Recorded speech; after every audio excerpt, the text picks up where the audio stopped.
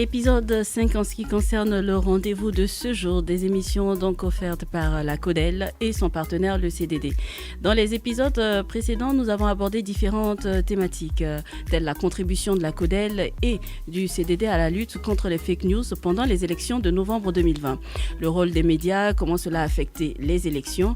On a évalué le niveau de respect du pacte de bonne conduite signé avant les élections. C'était donc hier. Pour aujourd'hui, il s'agira d'aborder la question sur le contexte d'insécurité et de Covid-19 dans lequel se sont déroulées les élections passées. Et pour nous accompagner aujourd'hui, nous sommes en compagnie d'un représentant de la CENI. Il s'agit donc de M. Yacouba Ouedraogo, directeur de la communication de la CENI, qui est avec nous ici en studio. Bonjour monsieur. Bonjour à vous. Comment allez-vous? Ça va très bien. Et encore nous recevons monsieur Hassan Zongo, journaliste qui s'y connaît plutôt bien en ce qui concerne les OSC. Bonjour. Merci bien madame. Mais avant d'entrer dans le vif du sujet avec vous deux qui êtes avec moi en studio, nous allons passer un appel à monsieur Ibrahim Alassane, représentant du CDD, qui est donc un des partenaires de la CODEL.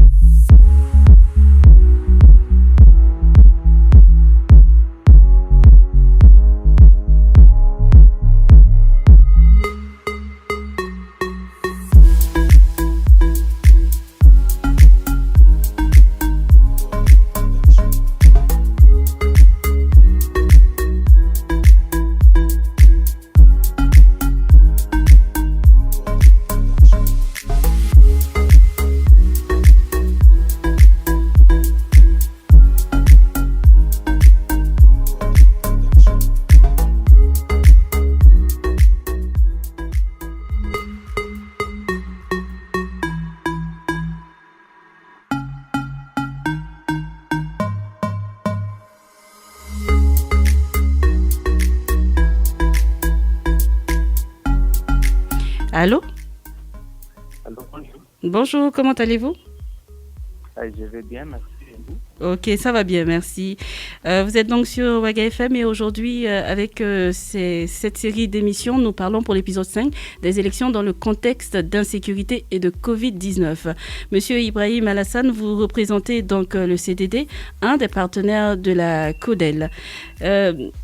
Pouvez-vous vous présenter et nous présenter par la même occasion votre structure, s'il vous plaît? Oui, merci beaucoup.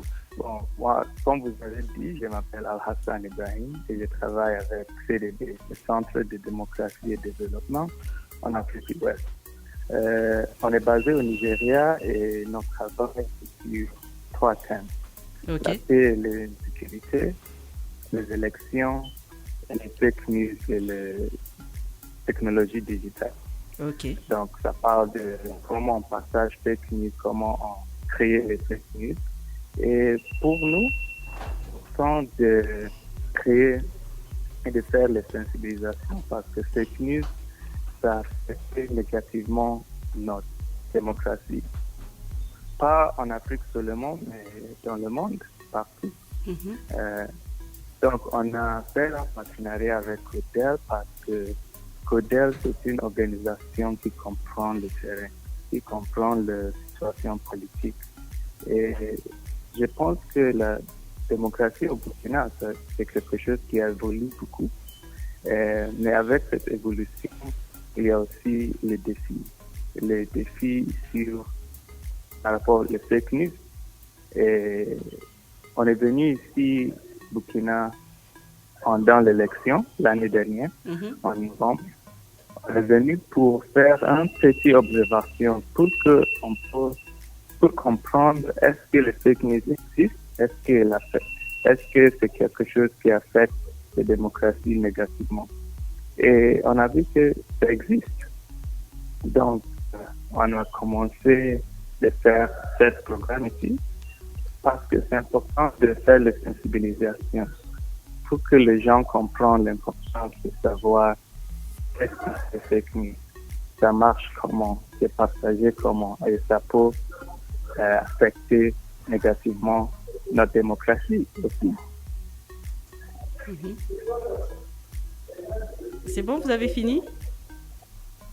Oui, oui. Monsieur Ibrahim, est-ce que vous pouvez nous parler de votre expérience pendant les élections en ce qui concerne, à proprement parler, du contexte d'insécurité et de Covid-19 lors des élections passées? Comment est-ce que vous avez vécu la chose? Oui, c'était très intéressant parce que avec les fake news, c'est quelque chose qu'on utilise pour manipuler les gens. Et on a vu on a eu les fake news qui dit qu'il y a quelque chose qui se passe ici, mais quand on a fait l'investigation, on a vu que ça n'a pas passé. Donc, on doit être très prêt pour observer en ligne les médias sociaux pour voir est-ce que les gens manipulent, qu'est-ce qui existe, l'insécurité, pour aussi manipuler les gens pour qu'ils ne soient pas pour faire le voting et les choses comme ça. Et aussi avec Covid, il y a beaucoup de fake news. Les gens, c'est très difficile pour chercher qu'est-ce qui est vrai et ce qui est faux. Donc, les fact-checkers, c'est eux qui cherchent, qui font l'investigation, qu'est-ce qui est vrai, et on peut partager ça avec les gens. D'accord. Monsieur Zongo, je vous vois secouer la tête. Je ne sais pas si vous avez quelque chose à dire à Monsieur Alassane, à Monsieur Ibrahim. Bon, pas véritablement particulièrement. Peut-être la leçon que l'on peut retenir à titre personnel pour ce qui est de cette expérience des échéances électorales passées. D'accord. Et vous, Monsieur Dans le principe, nous, on est toujours satisfaits lorsque des initiatives se prennent pour contribuer à ce que les électeurs, in fine, aient confiance au processus. Donc, si vous contribuez à combattre les fake news, qui par nature ont été délibérément créées pour porter atteinte à un certain ordre, à la sincérité des choses, nous ne pouvons que nous en féliciter. Okay. Monsieur Ibrahim, votre mot de la fin, avant que nous, en studio ici, nous poursuivons les débats, qu'est-ce que vous avez envie d'ajouter? Je ne comprends pas bien, c'est un peu difficile d'entendre. Donc, si vous pouvez dire encore. Je dis, quel est votre mot de fin avant de raccrocher avec vous? Notre mot de fin. Pour terminer notre entretien avec vous. Pour terminer? Oui. Notre mode de travailler avec Odell. Non, je veux juste dire que c'est notre entretien avec vous. Nous allons raccrocher dans quelques instants avec vous. Je ne sais pas si vous aviez quelque chose à ajouter. Ah bon, pour moi, je pense que c'est très important pour être prêt, pour comprendre que parce qu'on est dans un monde digital, dans un monde numérique maintenant, tout a changé. Donc, il faut connaître un peu critical parce que les nouvelles, ça peut être vrai, ça peut être faux. Donc, toujours. Merci beaucoup, Monsieur Ibrahim, et à très bientôt pour un autre entretien sur un autre sujet. Ok, merci beaucoup. Allez, on vient de terminer plus ou moins avec Monsieur Ibrahim et le temps de raccrocher en bonne et due forme.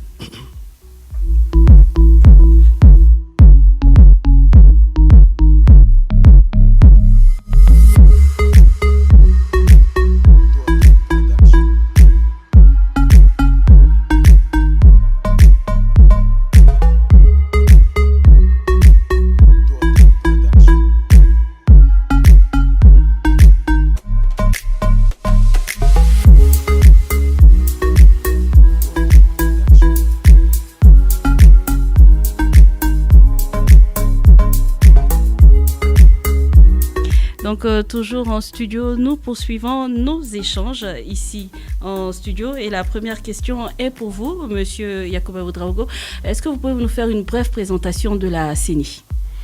Alors la CENI, dans son format actuel, existe depuis 2001, puisque nous avons commencé à organiser le retour de la démocratie en 91 avec le référendum. On a eu divers formats, le ministère de l'administration territoriale qui organisait. Après, on a eu la commission nationale d'organisation des élections. Et puis, il y a un consensus politique qui s'est dégagé en faveur d'une structure tripartite composée à égalité de la société civile, des partis de l'opposition et des partis de la majorité. Et donc, ce format est défini par la loi comme étant la structure de la CENI, donc, qui s'occupe de la constitution et de la conservation du fichier électoral et également de l'organisation et de la supervision des élections. Donc en gros, c'est ça la CENI. D'accord. Quels étaient les défis liés à l'organisation des scrutins passés dans le contexte sécuritaire sanitaire? Bon, il faut dire que déjà, dès le départ, le problème c'était la sécurité. Parce que c'est la première fois qu'on tient une élection dans un contexte pareil et il a fallu réfléchir à comment réussir l'opération, d'abord de l'enrôlement et de la tenue même des élections. Nous avons été affectés par la question de la Covid également, mais déjà sur la question de la sécurité, pour une opération prévue pour se dérouler sur 3 mois, la révision du fichier électoral, on est allé à 7 mois. Parce qu'il a fallu morceler davantage le pays pour que les forces de défense et de sécurité puissent déployer des effectifs suffisants. Il vous souviendra que d'une manière ou d'une autre, tout le processus, malgré la situation qui a été celle qu'on a vécue, on n'a eu aucun dégât, aucune perte en vie humaine dans le personnel électoral et c'était très important pour nous. Et il y a eu la question de la Covid qui est venue alors qu'on tirait vers la fin de l'enrôlement, donc toutes les activités au Burkina étaient suspendues. Il a fallu se préparer comment reprendre l'opération d'enrôlement dans un contexte de Covid. Ça nécessitait beaucoup d'informations, beaucoup de déploiement de moyens pour les mesures barrières, à la fois pour protéger nos agents qui étaient sur le terrain, mais également le vote venu pour donner en tout cas des garanties aux électeurs qui viennent dans les bureaux de vote. Maintenant, bon, il faut reconnaître que par moment, ça fait un peu de la peine parce que vous avez investi beaucoup d'argent pour doter des agents de masques, de gel. Certains ne les utilisaient pas à tout moment, ou bien il y a des gens qui viennent même pour se faire enrôler, qui disent non, on ne touche pas à votre gel. Mais le contexte, c'était ça. Ça coûtait un peu plus d'argent pour le processus et également ça jouait sur la durée des opérations. Vous voulez ajouter quelque chose par rapport à la même question, oui. Je pense que... il a tout dit. Pas qu'il a tout dit. Il a en tout cas donné des éléments de réponse assez intéressants. Peut-être le volet sur lequel j'allais m'attarder, c'est l'après-enrôlement. Parlant déjà de la période de la campagne, en termes de constat, et à mon niveau, je dirais que véritablement pour ce qui est en tout cas des 21 jours qui ont été consacrés à la campagne électorale de 2020, on pourrait en toute sincérité dire que le Covid-19 a été quelque peu comme absent. Voilà. Pourquoi je dis cela? Parce que visiblement, il n'y avait véritablement pas de respect pour ce qui est des mesures barrières.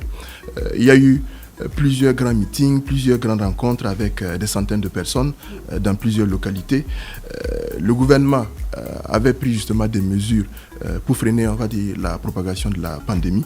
Et en son temps, je me rappelle qu'au sortir d'un conseil des ministres, si je ne m'abuse, le 23 septembre 2020, le ministre en charge de la communication, Rémi Fulgence Danjinou, a insisté en appelant aux acteurs politiques du respect des mesures barrières pour éviter la propagation du coronavirus. Mais qu'à cela ne tienne, on a pu voir que à la fois les acteurs politiques comme les électeurs se sont pas en tout cas inscrits dans le respect des mesures barrières.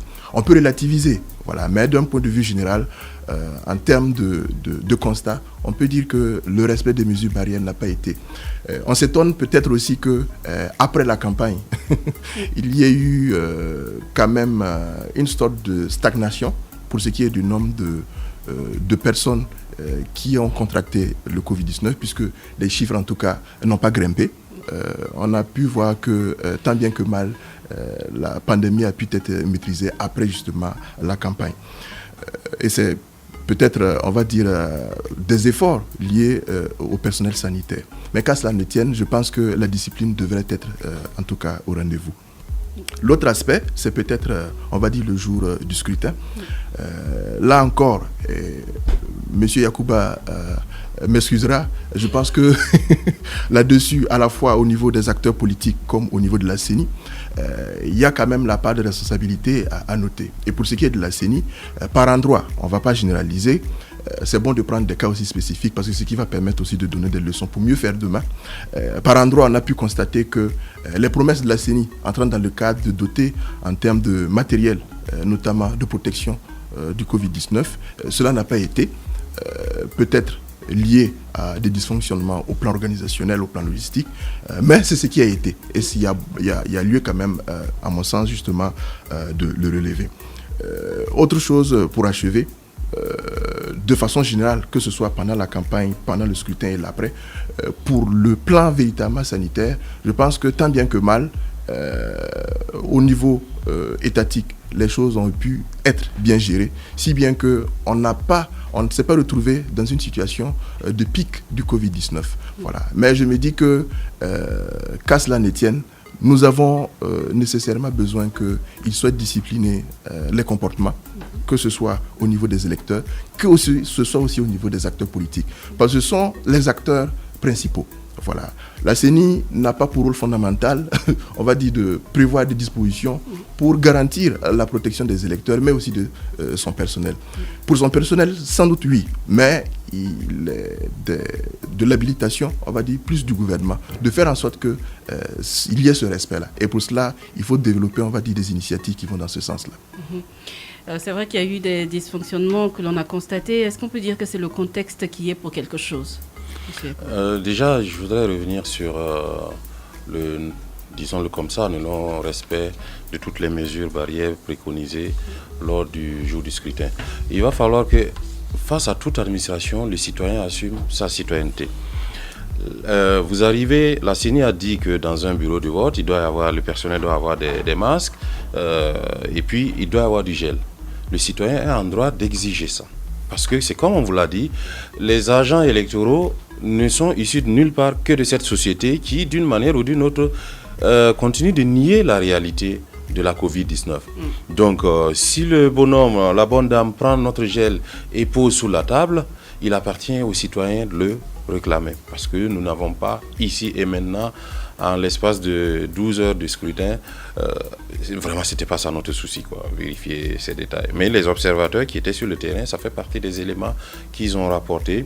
Et ça interpelle également pour ceux qui ont envie de travailler, parce que dans le dispositif électoral comme ça doit être considéré comme un honneur pour un citoyen. Et en ce moment, on se reconnaît, on s'approprie tout. Et quand on vous a mis des ressources, parce qu'on a des Burkinabés qui disent que porter un masque, on n'arrive pas à respirer. Chacun trouve toujours une règle, une excuse pour ne pas se mettre dans une situation de contrainte.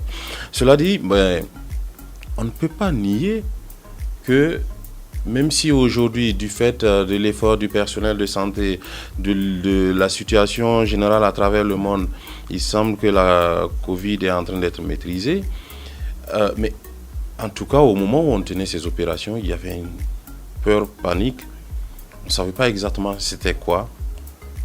Et donc, je vous ai dit, le gouvernement a exigé, par exemple, les partenaires nous ont exigé pour dire comment on tient compte de la Covid.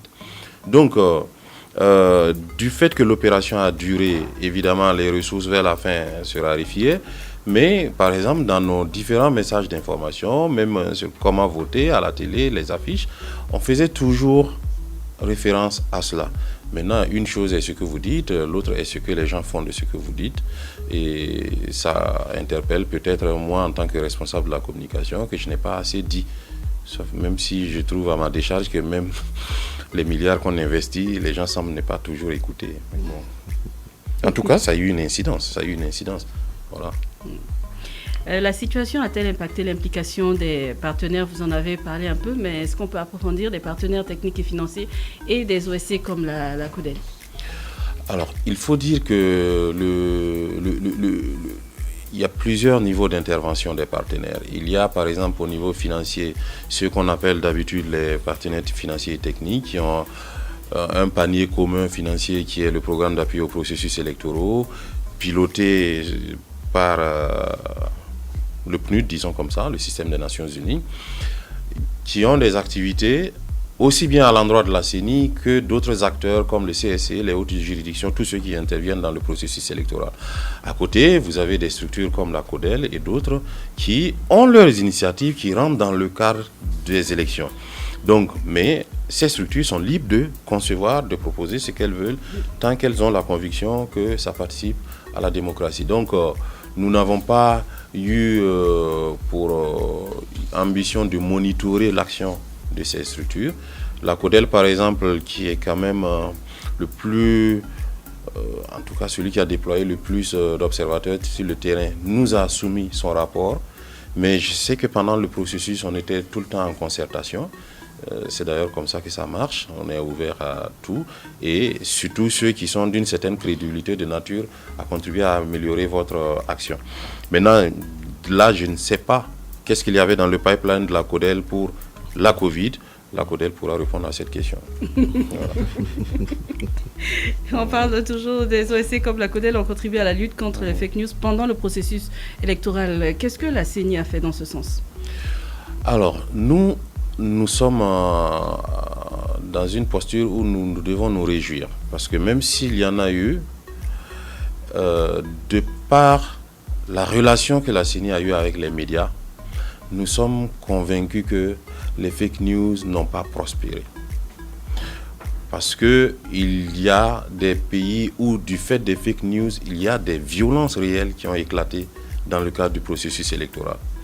Nous sommes contents parce qu'en termes de logistique, nous n'avions pas les ressources pour monitorer. Actuellement, les gens parlent peut-être de Facebook, mais il y a tellement de choses qui circulent via WhatsApp, il y a tellement de choses qui se disent sur les radios, tout. On n'avait pas les ressources pour monitorer l'ensemble de ce système. Donc, une partie pour nous, c'était de mettre à la disposition des médias, souvent même en anticiper des informations. Et l'autre partie, c'est la relation que nous avons eue avec le Conseil supérieur de la communication, qui est l'instance chargée de réguler. On n'a pas, dans nos rapports au quotidien, on n'a pas besoin de rendre compte de cela à l'opinion. Mais c'est vraiment créer des disponibilités. Il y a eu beaucoup de concertations entre le CSE et la CENI pendant la période, bien en amont même, pour ça on fait comment, ça on fait comment. L'objectif n'était pas d'empêcher les gens de parler, mais de mettre à la disposition de ceux qui peuvent être des références. Parce que quand on apprend quelque chose, et on a un minimum d'envie de savoir ce qui s'est passé, on peut se référer à un média établi. Si les médias établis ont la bonne nouvelle, nous, ce qu'on a remarqué, c'est que les médias établis ne se sont pas permis de relayer des fake news. Et ça, nous en sommes très fiers. Nous ne disons pas que c'est notre seule action. Certains journalistes qui sont à notre écoute le savent. On a des plateformes WhatsApp où le service communication de la CENI inonde. Parce que la matière électorale, en gros, c'est tous les 5 ans. Ce n'est pas le quotidien, donc les gens ne sont pas trop familiers à certaines choses. Donc il y a en anticipation, on met l'information à disposition et ceux qui ont envie de travailler là-dessus, beaucoup nous sont revenus. Donc nous estimons que notre façon, face à la modestie de notre dispositif, pour contrer les fake news, ça n'a pas été de les monitorer et de les attaquer, ça a été de donner aux vrais professionnels de l'information pour qu'ils exploitent en connaissance de cause. Hassan, vous voulez ajouter quelque chose? Sur la question, oui. Je ne relève pas de la CENI, je pense qu'il n'est plus habilité pour y répondre. Non, pas seulement sur la question, mais surtout de réagir par rapport à ce que lui, il a dit. Là-dessus, si je peux... Vous avez été sur le terrain. J'ai été sur le terrain, ça je peux le dire. Peut-être les aspects sur lesquels on pourrait revenir. C'est vrai, il le dit, les fake news n'ont pas eu le degré qu'on a connu dans certains pays. Particulièrement en tout cas pour ce qui est du Burkina Faso, c'est au niveau, on va dire, de la période de pré-campagne et de campagne que les fake news se sont le plus fait sentir. Dans la période, le jour même du vote, le jour du scrutin, on a pu voir des fake news, mais cela a pu être contenu en tenant compte des leçons de la période de pré-campagne ou sinon de la campagne. Je prendrai pour exemple le cas malheureux de cet agent enrôleur que la CENI appelle opérateur de kit, qui après son travail a laissé du matériel au niveau d'un secrétariat. Et on a pensé que dans ce secrétariat-là, il était justement, on va dire, produit des cartes d'électeurs, voilà, alors qu'il n'en était rien. Après investigation, il s'est été révélé que l'opérateur de kit, en réalité, avait juste oublié les cartes d'électeurs de personnes qui peut-être étaient venues refaire de nouvelles cartes. Voilà. Et c'est resté justement entre les mains du secrétariat. Il y a ce cas-là. Et malheureusement, en son temps, la CENI a été égratignée, certains acteurs politiques aussi ont été égratignés. Un autre cas qui est en lien aussi avec cela, on se rappelle que pendant justement la période de campagne, il y a eu cette publication en lien avec un parti politique faisant référence, on va dire, à des spéculations sur une position donnée. Je ne vais pas citer le parti pour ne pas remuer le couteau dans la plaie. Et, en tout cas, les dires que le candidat en question avait tenu, avait suscité, entre guillemets, des interprétations qui avaient des connotations, qui ont alimenté, on va dire, malheureusement, de façon négative, la toile. Alors que les propos étaient sortis hors du contexte. Voilà. Donc, pour dire qu'il y a des détracteurs, malheureusement, de l'information, qui s'adonnent à des pratiques, malheureusement, qui ne sont pas nobles et qui étaient à côté aussi pour saper à la fois le travail peut-être de la CENI, mais aussi des acteurs politiques. Il y a aussi que même au sein parfois des acteurs politiques, on a pu constater en termes, on va dire peut-être d'adversité, qu'il y a eu une certaine communication, pas dans le sens des fake news, mais communication dans le sens pour montrer notre force de frappe. Certains acteurs politiques ont pu le faire, mais ça c'est de la bonne communication, n'est pas dans le sens des fake news. Donc je suis d'accord avec mon prédécesseur sur le sens où véritablement les fake news, en tout cas pour ce qui est des échéances électorales de 2020, n'ont pas eu un impact aussi fort comme on a pu le remarquer dans certains pays. Néanmoins, là où peut-être on peut faire la digression, c'est le fait que il y a eu par moment, et je l'ai cité lors de la précédente émission à laquelle j'ai pris part, des acteurs politiques qui ont fait de certains médias des canaux par lesquels ils ont, on va dire, eu la possibilité de mieux se vendre, mieux faire comprendre leurs programmes et projets politiques. Et là-dessus, je pense que c'est là qu'il y a problème. J'ai donné l'exemple de la RDC où, pour les élections de 2006, la plupart des candidats aux élections présidentielles avaient leur station de radio et c'était des canaux, des outils de communication. Voilà. Il ne faudrait pas qu'on se retrouve dans ce registre-là. Il faut que nous, qui relevons de la presse, on fasse en sorte d'être véritablement impartial pour ce qui est des élections. Et là-dessus, la leçon véritablement à retenir, à la fois pour les médias, les acteurs politiques et de façon générale la société, c'est de savoir que les réseaux sociaux aujourd'hui doivent constituer pour nous un outil de communication qui doivent aider à résoudre les questions d'intérêt général et non le contraire.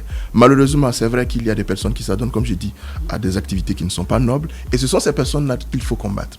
Voilà. Merci. Je vais profiter de ce qu'il a dit par rapport à l'opérateur de kit qui a mal conservé pour dire que, entre autres, du fait de ces constats, nous allons en tirer toutes les conséquences. D'ailleurs, la semaine prochaine, nous avons un atelier consacré au recrutement et à la formation du personnel électoral dans son ensemble. C'est-à-dire qu'il faut que chacun qui veut travailler dans le processus électoral se rende compte de la responsabilité qui pèse sur lui. Il y a des gens, nous sommes en train de travailler là-dessus, que nous allons blacklister, que ceux qui écoutent s'en rendent compte. Ils ne vont plus travailler avec la CENI. Nous allons préparer les éléments. S'ils veulent, ils nous attaquent. Mais on aura des éléments sur leur défaillance. Vous ne pouvez pas utiliser... On a des consignes claires. Une fois que vous avez fini, voici où le kit doit être posé. Si vous ne l'avez pas mis là-bas, il y a un problème. Il y a dans l'enregistrement des données, même parfois, on est obligé de rechercher des électeurs pour corriger des données. Tout ça, ça fait partie des manquements qui ne sont pas excusable de notre point de vue.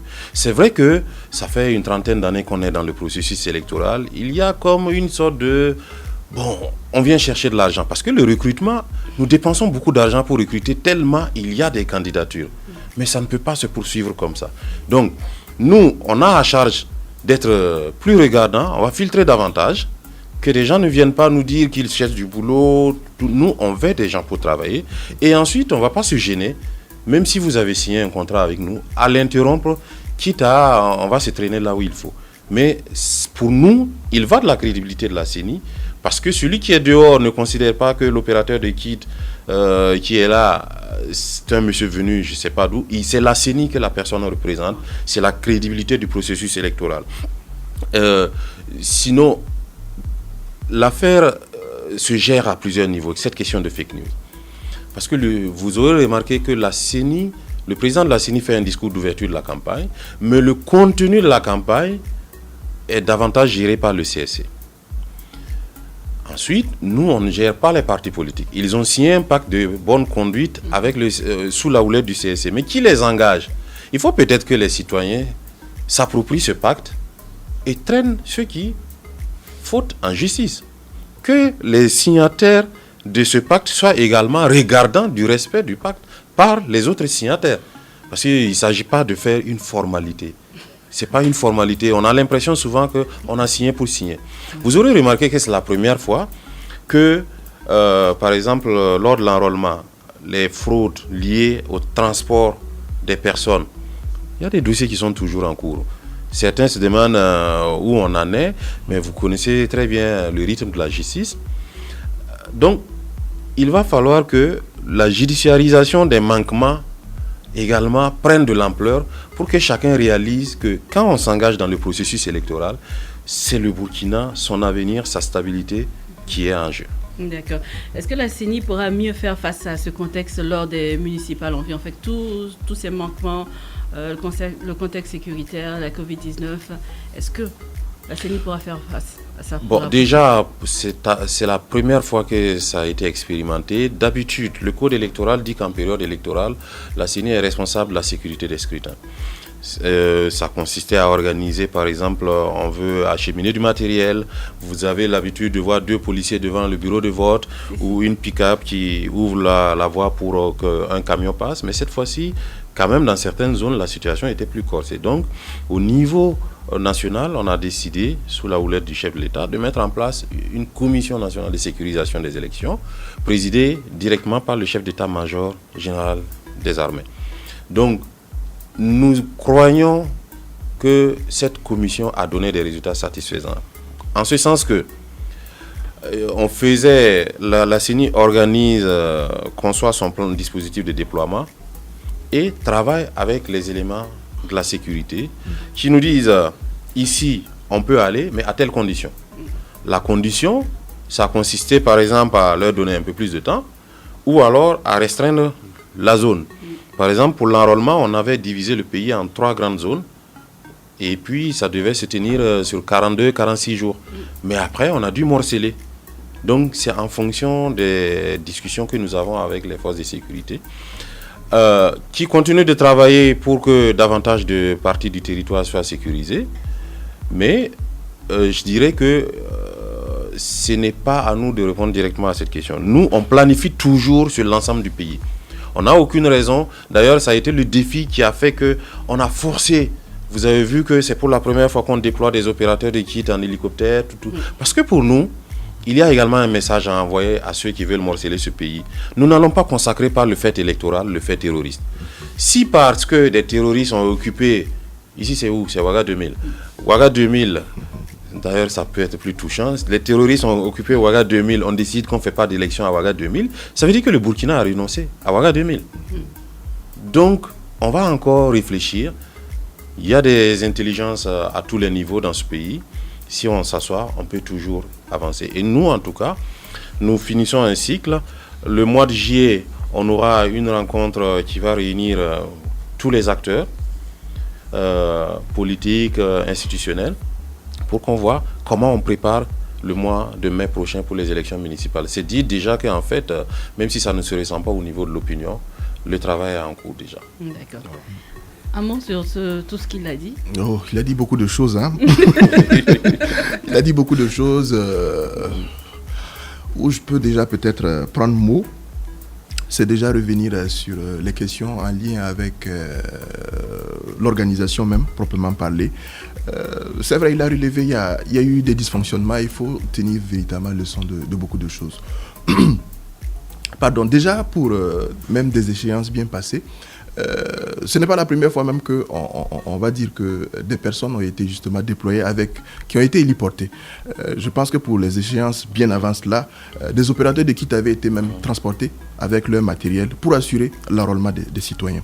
De cette période à la période actuelle, il y a eu un grand fossé accusé par l'insécurité et le Covid-19.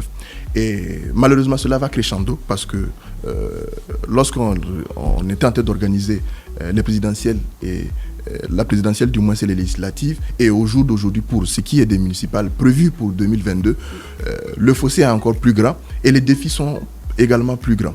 Et là-dessus, c'est véritablement insister sur ce qu'il a dit, qui est de faire en sorte d'avoir véritablement de la ressource humaine de qualité. Et je pense que ça, c'est fondamental parce que la plupart des dysfonctionnements qui ont pu être constatés et qui sont revenus à travers les retours de certains observateurs, cela est lié au dysfonctionnement du comportement humain, à la fois du personnel qui a été consacré pour l'organisation, mais aussi quelque peu influencé par certains acteurs sur le terrain.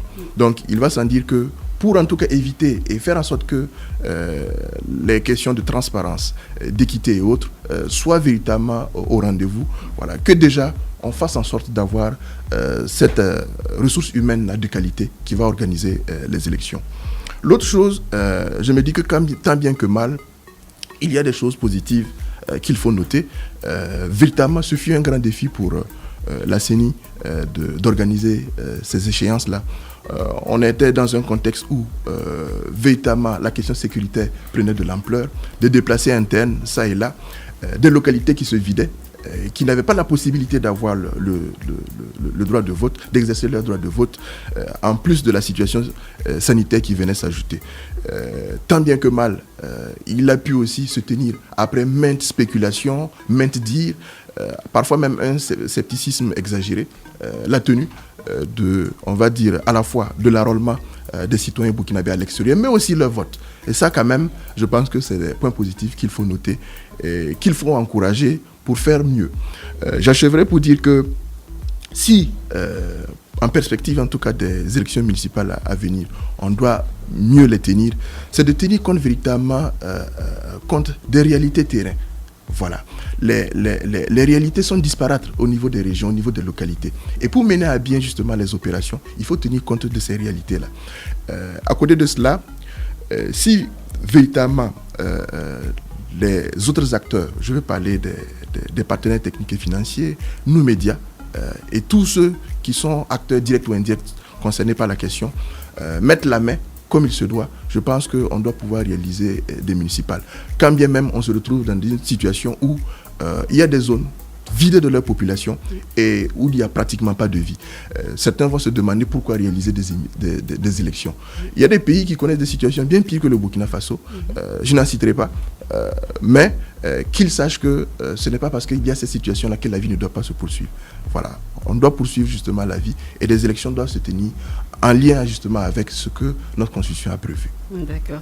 Merci beaucoup à tous les deux. Merci donc à M. Hassan Zongo, journaliste, ainsi qu'à M. Yacouba Ouedraogo, directeur de la communication de la CENI. Vous étiez tous sur le plateau de Waga FM pour aborder la question sur le contexte d'insécurité et de Covid dans lequel se sont déroulées les élections passées. Merci à vous et déjà bon appétit. Merci à vous. Merci et à une prochaine fois. À une prochaine fois.